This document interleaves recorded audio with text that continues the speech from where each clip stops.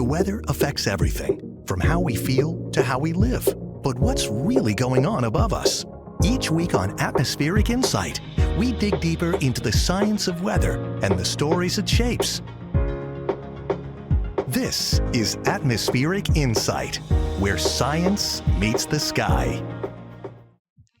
Hello, I am meteorologist Adam Epstein, and I'm joined by meteorologist Riley O'Connor. How you doing? I'm doing well. Thanks for joining us with this. This is pretty exciting. Our first one, right? First episode of Atmospheric Insight, and that intro just gets me jazzed. It does. Yeah, shout out to Anthony Villalobos, who works at our creative department here at the station. He did an excellent job putting that together. Yeah. So, Riley, I'm excited to have you here, first joining the team at Fox 40, and we get to do this show together. Talk a little bit more about science and the meteorology behind the forecast that we do here. Absolutely. It's exciting to talk about this, dive in, get, the viewers who are going to be asking questions for you. It's going to be fun to dive in and do this. Right. So the first segment we're going to do is called Atmospheric Impact. So every week we're going to take a look at the headline weather story locally or around the country. And something that caught my eye yesterday, which I definitely want to talk about, dust storms. And you might have heard of them called haboobs. So Riley, this video is from Tempe, Arizona. One of the football stadiums there just went from day to nighttime here. It's like it just went dark. Right. And this also was in Phoenix. It grounded flights there. And seeing video like this, I mean, it's just, you can't look away. It's so bizarre, right? Right. Yeah. You see this coming at you, and it's almost like you're mesmerized and you want to just watch and just stop and see what it is. But realistically, you don't want to do that. You want to Yeah. find shelter for this. But yeah, look how quickly it goes from day to night. I mean, it's a crazy phenomenon. It is. And, this can happen places like the desert Southwest. It's famous there, but it can happen in California too. I am going to say, fortunately, I've never been in one, but to see this from a distance in person must be like an incredible experience. And you've never been in person for this either, right? I have not, and I've driven across country several times in moves back and forth. And these are one of the things, being a meteorologist and being interested in weather from such a young age that, you don't experience in the Midwest or out east as much. But when you come to the West, it's one of those things that you're just like, wow, if I would ever experience one, this would be probably once in a lifetime, I guess, maybe. But Yeah. yeah, and to be maybe on the road driving in this would just be scary. Oh, yeah. So there are a few things we're going to get into about driving, but first let's talk about how this happens, right? Mhm. The first thing you need is for it to be very dry. You Mhm. need that dust on the ground to be available, debris like that. So when we look at the drought monitor in the desert Southwest, those reds, those dark reds, that's extreme and exceptional drought, which is almost expected, Mhm. but monsoon moisture, right? Mhm. Thunderstorms, that's what they rely on to bring them significant rain this time of the year. But it's double-edged sword. Those thunderstorms and those downdraft winds Mhm. is what causes this too. Yeah. So while it can be a good thing to have that rain, yeah, you don't want too much of that thunderstorm activity. So you mentioned driving, right? Yeah. Some quick tips what to do. You want to read the first one off, Riley? Yeah, in a car, if you're driving, you want to always pull your vehicle off the road as far as possible. You don't want to be stranded. You want to stop. You want to turn off lights and set the emergency brake down on that. But make sure you wait it out. Sometimes these things can maybe last for 15 minutes. Some of them maybe could last for an hour. But Yeah. you don't want to keep pushing through. Great tip. And I know sometimes you can't pull over, you have to keep driving. You don't want to stop on the road. That's Mhm. one of the worst things you could do because you put yourself in danger. So you go at a speed that's suitable for safety, not too fast, not too slow, and you keep your lights on and you want to sound your horn because if someone can't see you, maybe they can hear you. Right. And then there's some similarities between this and fog, right? And we Yeah. have that here in Central Valley, Tule Right. fog. So dense fog, you may not be able to see in front of you past the hood of your car. Mhm. So you use the lines on the road to guide you, and that's some of the recommendations here as well. Yeah, absolutely. And sometimes you can go through fog and it's not so dense, and all of a sudden it is. And it's that same thing. You just want to use defensive driving. Right. And fortunately, this week we have a very topical question from a viewer. And every week I'm going to be answering one of your questions in a segment called Ask Adam. And this is a perfect segue into this week's first Ask Adam. Welcome to the first ever installment of Ask Adam on Atmospheric Insight.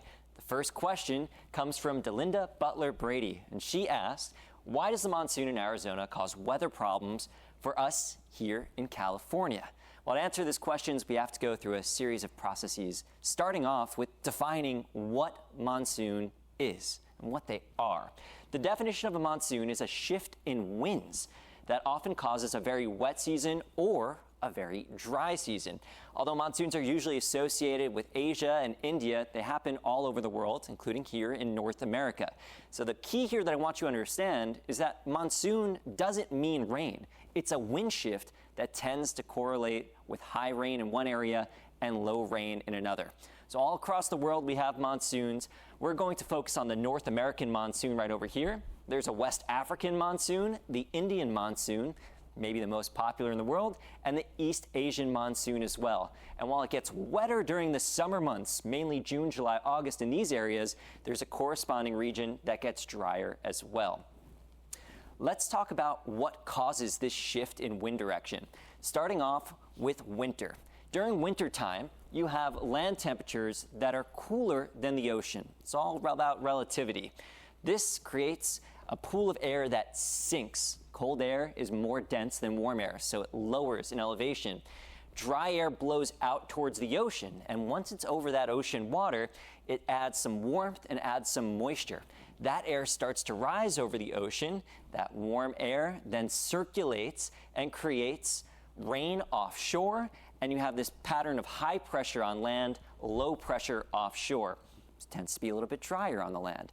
Now, in the summer season, ocean temperatures become relatively cooler than the land temperature. This starts a reversal of that flow. The cool air sinks over the ocean. It adds moisture to the air as it goes towards land. It starts to rise on land, and that rising air is where rain forms. So rain forms on land during these warmer months. That's our monsoon. Let's talk specifically about the North American monsoon here. It's that seasonal wind and moisture shift, typically June through September. It's critical for water supply, especially in the desert Southwest, but it can also result in flooding if there's too much too fast. Generally have a setup of an area of high pressure over the Four Corner states or slightly to the east of that, and storms or areas of low pressure that shift in from the west. This creates a funnel effect, drawing moisture up from Mexico, from the Gulf, and it funnels it right up towards the Four Corner states where this is most commonly associated with. But let's take a deeper dive down to the surface here around this circulation. Low pressure systems spin counterclockwise, so if you follow that flow, it's also pushed to the west by high pressure. Sometimes these storms extend into Nevada, and if there's enough moisture, if there's enough forcing, it gets up into the Sierra, and every now and then a few of these thunderstorms will have enough strength and energy to get over the Sierra and into the valley, and we may see thunderstorms here in Sacramento in the summer. That tends to be the only reason we get rain during summer months. Now, why does this cause problems for us here in California? For that, we have to go all the way back to winter and follow the chain reaction. During winter, that's our wet season. It rains. Vegetation thrives. Then it starts to get hot. And what happens to that vegetation? It dies off. And that becomes fuel for wildfires. All you need now is an ignition source, and it starts that chain reaction, and the end result are wildfires. Well, what's that ignition source? In this case, it can be lightning from those monsoon thunderstorms. So that's where our problems may start to arise. But if the lightning doesn't cause any fires, if there's enough rain there, then to get some rain in the summer, not a bad thing at all. That is the first episode of Ask Adam. Thank you, Delinda, for submitting your question. I hope you always ask questions and stay curious. All right. That was great. That was Thank you very great. much. Yeah, that was really in depth about it. And, she asked, Delinda asked a great question. And that's something that we're experiencing actually this last week is all the storms going on this year, the heavier rainfall and the frequent lightning and stuff. And so something to watch closely. But it's interesting because if you're not from out here or maybe, not in tune with the weather out in the West, you may not know how monsoons work. So that was a great explanation. I appreciate that. It was a wonderful question. I love how people are curious. I asked on my Facebook page for questions, things I could answer, and I got a whole plethora of responses. So I'm looking forward to doing this every week. Now, coming up in the next segment of Atmospheric Insight, we're going to talk more to meteorologist Riley O'Connor and learn more about his path and what brought him here to Sacramento. Stick with us. We'll be back in 2 minutes. Welcome back to Atmospheric Insight. I'm your host, meteorologist Adam Epstein, joined by meteorologist Riley O'Connor. And in this segment, we're actually going to learn a lot more about you, Riley, All right, and ready. what led you here to Sacramento. So I want to start off with all the way in the beginning. Yeah. Where are you from? Where do you grow up? Yep. Originally from Evansville, Indiana. Mhm. So in the Midwest, we get severe weather. And Sure. the weather fascinated me. So I think I was probably born with just the interest in my blood. Mhm. And as a young child, I mean, one of the things I used to do was when we would have family dinners, I would grab a chalkboard. I'm aging myself right now because that's what I had. We didn't have computers, but I would do the weather forecast for my family at dinner time, and it was just something that became a tradition every night that I did. And when there were thunderstorms that came through, I would go outside and would watch the clouds come through, and then come in and report it. So it's just been a fascination of mine since I was a little boy. Yeah, and let me interject there briefly. I think that is amazing. And what's interesting is if you at home ever meet a meteorologist and you ask them, why do you do this? That fascination part from childhood is Mhm. like so common. It's always coming up. And I felt the same thing growing up on Long Island. And it was actually blizzards and thunder snow that I Yeah, experienced when I was a kid that got me hooked. Like I wanted to know more about that. And I was yeah, just really fascinated. All right. So you grew up in Indiana. yep.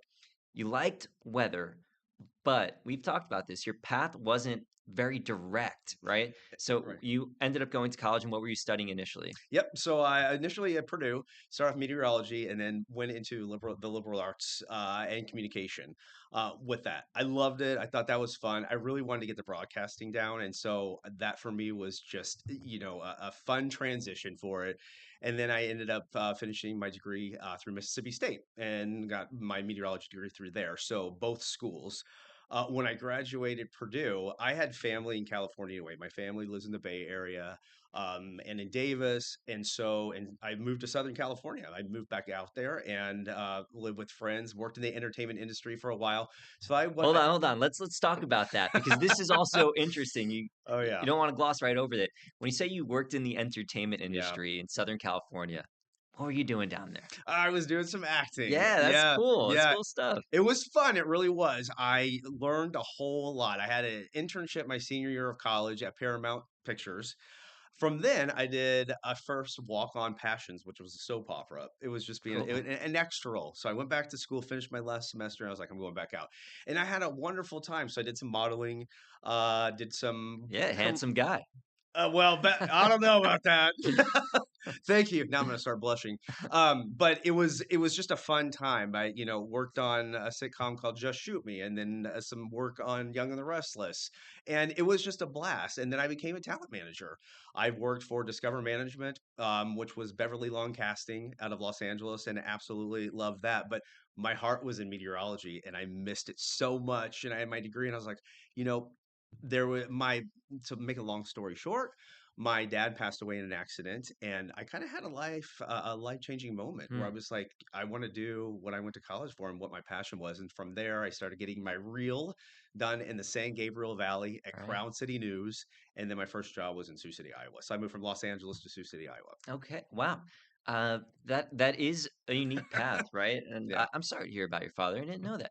So you went through Los Angeles, did some acting, some modeling work, Mhm. found your way back to your passion, which is weather, and that is great. I'm so happy for you. I'm happy for me too that I got to meet you here and work with you. Thank you. And your path is like I would say broadcast is similar to military families. Like when you ask them where have you been stationed, Right. broadcast is the same thing. You go from one market to another all over the country. So give us your market jumps from one to the other and how you ended up in SAC. Yeah, and I think with this industry, you kind of nailed that right. A lot of people, you have to work your way up. You start off at a smaller station, and typically you're there for several years, and then you move your way up. Or, you may love the city and just want to stay in a smaller market. I knew that I wanted to move around and get my feet wet in different types of climates. So I started off in Sioux City, Iowa, was Meteorologist at the NBC affiliate KTIV there for 3 years. And then I jumped to Portland, Oregon, and worked for the CBS affiliate Coin. And then moved back to Iowa in Des Moines and worked for KCCI, the CBS affiliate, before I moved to the Twin Cities in Minneapolis. They were all fabulous. They were all great. I knew, though, that I wanted to get back to California because that's where, my family live. Even though my mom doesn't live here, I'm going to get her out here. Okay. But but I missed being in the West, and I loved California, and I knew that I wanted to be back here permanently. And so when this position came open, I wanted to jump on it immediately. And I'm just, I'm happy to be back. The fun thing is you get such a diverse range of weather here that you Yeah. can forecast. And so I'm happy to be back. I have twins. Raising my kids out here, I'm very, very honored. So you bring up a few things that I want to address. First is when I came to California, I was a little bit weary about the fact that, well, what do you want me to forecast here, right? Yeah. But I also didn't realize that, California is obviously so much bigger than San Mhm. Diego and Los Angeles. So in Northern California, you have a diverse climate. You truly have seasons. Mhm. And the severe weather here tends not to be severe thunderstorms and tornadoes, even though it happens every now and then, Right. but more long form, fire weather. Yeah. You have droughts, you have floods. So we get into that. But then also, you mentioned you get to raise your kids out here. And Yeah. it's not a hard sell to bring your mom out to California. She's Right. going to love it. She'll be out here Right. eventually. Yeah. Tell me about your kids. Yep, I have twins, a boy and a girl, and they are 7.5, and they're very, they're just wonderful. I mean, children are just an amazing gift, and so I think being a dad is my number one thing in life that I am just so honored to be. And people say it's a job. It's a loving job. Being a parent is my number one priority. It just is, and so. My kids are, like I said, 7.5. They're in second grade this year. My son is very active in anything that involves a sport or a ball. He just wants to Sure. play. He is social. He loves baseball. He loves soccer. He loves hockey. He just wants to be outside doing things all the time. My daughter is more, she's very maternal. She's just a sweet girl. She is independent. She knows what she wants. She loves life. But she already talks about being a mom. She's like, Wait, she has seven her and a little. half? I know, right? I'm like, wait, you're gonna have to wait a long time. We're not doing this. You're not dating until you're 30. Period. Right. Period. That's the rule for the little girls, It right? is. As a It is. father, you can't.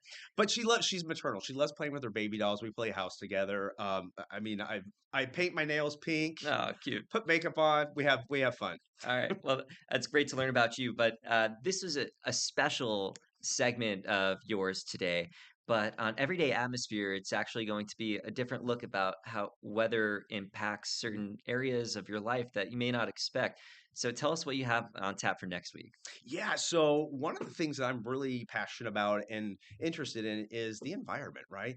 And so I am going to speak with somebody that is involved with conscious consumerism, secondhand stores, why fast fashion is not really great for the environment, and why choosing secondhand clothes and to reuse and recycle is good for the environment. And we're going to kind of tap into that and have a little discussion on why that's important. The environment, climate change is here, and Yep. we know it is. And so, we need to start making different decisions in the way we live. And so I wanted to focus on that. So that's going to be our story next week. I love that. I'm looking forward to seeing it. I'm excited to see what you come up with and what we learn from you, not just next week, but throughout the course of this series.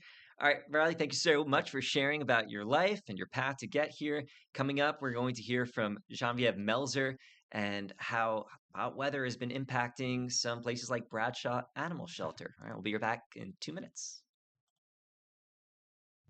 All right, welcome back to Atmospheric Insight. Thanks for joining us today.